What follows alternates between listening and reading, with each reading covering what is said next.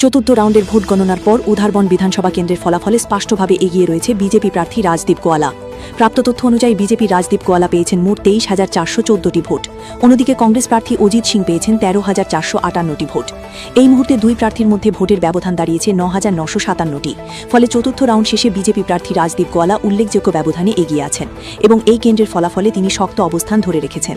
Vote গণনার পরবর্তী রাউন্ডগুলোতে এই ব্যবধান আরও বাড়বে নাকি কংগ্রেস প্রার্থী ঘুরে দাঁড়াতে পারবেন, এখন সেদিকেই নজর রাজনৈতিক মহলের। এদিকে চতুর্থ রাউন্ডের গণনা শেষে ধলাই বিধানসভা কেন্দ্রের ফলাফলে স্পষ্ট ব্যবধান তৈরি হয়েছে। বিজেপি প্রার্থী অমিয় কান্তি দাস মোট 29,624টি ভোট পেয়ে এগিয়ে রয়েছেন। অন্যদিকে কংগ্রেস প্রার্থী ধ্রুবজ্যোতিপুর কায়স্থ পেয়েছেন 7,275টি ভোট। বর্তমানে অমিয় কান্তি দাস 22,349 ভোটের বিশাল ব্যবধানে এগিয়ে আছেন, যা এই আসনে বিজেপির শক্ত অবস্থানকে স্পষ্টভাবে তুলে ধরছে। ভোট গণনার পরবর্তী রাউন্ডগুলিতে এই ব্যবধান আরও বাড়ে কিনা এখন সেটাই দেখার বিষয়।